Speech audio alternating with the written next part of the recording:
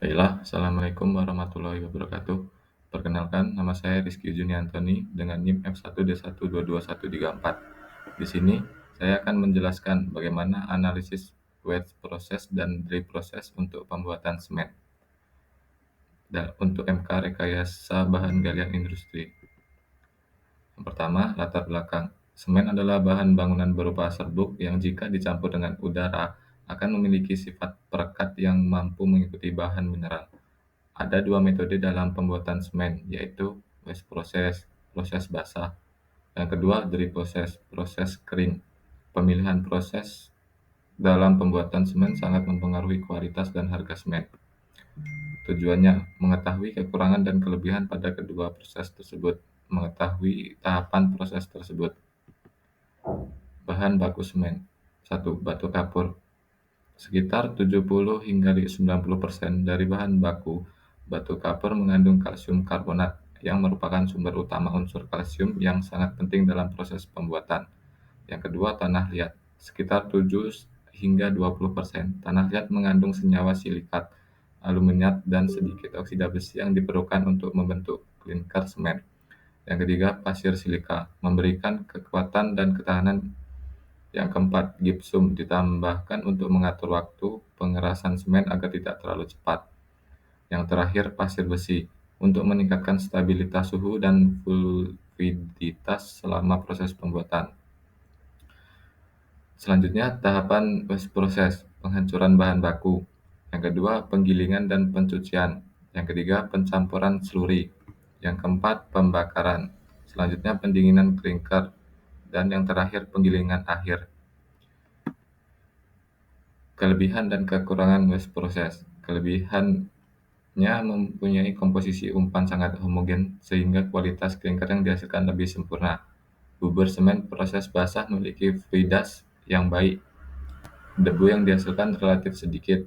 Kadar alkali yang rendah tidak menimbulkan gangguan penyempitan dalam saluran preheater atau pipa. Efisiensi penggilingan lebih tinggi dan tidak memerlukan satu unit homogenizer.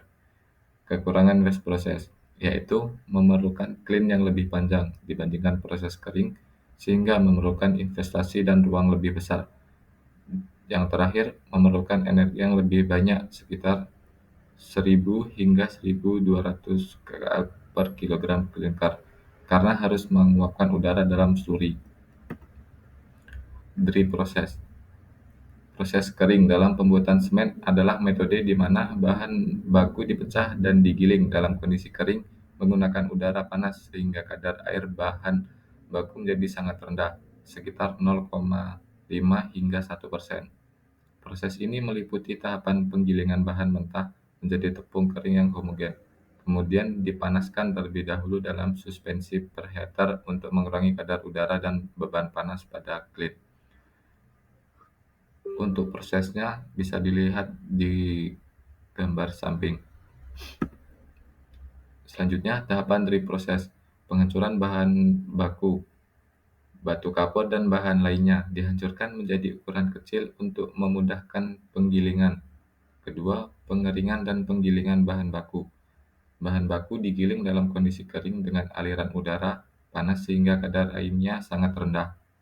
Proses ini menghasilkan tepung bahan baku yang homogen. Yang ketiga, pemanasan awal. Tepung bahan baku dipanaskan terlebih dahulu dengan panas yang berasal dari klin untuk mengurangi kadar udara dan beban panas pada proses pembakaran. Yang keempat, pembakaran di rotary kiln. Tepung bahan baku yang sudah dipanaskan dibakar dalam kiln pada suhu tinggi untuk membentuk semen klinker. Yang lima, pendinginan klinker. Yang keenam, penggilingan klinker. Dan yang terakhir, penyimpanan dan pengantongan. Semen yang sudah jadi disimpan di silo dan kemudian dikemas untuk didistribusikan. Kelebihan dan kekurangan dry process. Kelebihan proses kering yaitu rotary kiln yang digunakan relatif lebih pendek sehingga investasi awal lebih kecil.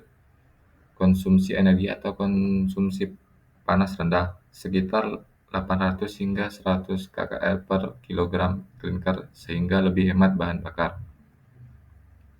Kapasitas produksi lebih besar dengan biaya operasi yang lebih rendah. Proses lebih efisien karena tidak perlu menguapkan udara dalam bahan baku. Yang terakhir, lebih ramah lingkungan karena mengurangi penggunaan air dan menghasilkan limbah lumpur yang lebih sedikit. Kekurangan dari drip proses yaitu pencampuran tepung baku kurang homogen karena penggilingan dan pencampuran bahan dilakukan dalam keadaan kering. Kotoran seperti Na2O dan K2O dapat menyebabkan penyempitan pada saluran perheater, adanya partikel debu yang lebih banyak sehingga memerlukan sistem penangkapan debu yang efektif. Bahan yang mengandung udara akan mengganggu operasi karena cenderung lengket pada bagian inlet. Baik, kesimpulan dari kedua proses tersebut adalah proses basah unggul dalam kualitas bahan yang homogenitas tetapi kurang ekonomis dari segi energi dan kapasitas produksi. Proses pengeringan lebih efisien, ekonomis, dan cocok untuk skala produksi besar meskipun membutuhkan pengolahan debu dan homogenitas bahan baku yang baik agar hasil semen optimal. Pemilihan proses biasanya disesuaikan dengan kondisi bahan baku, kapasitas pabrik, dan aspek ekonomis operasional. Baik, terima kasih.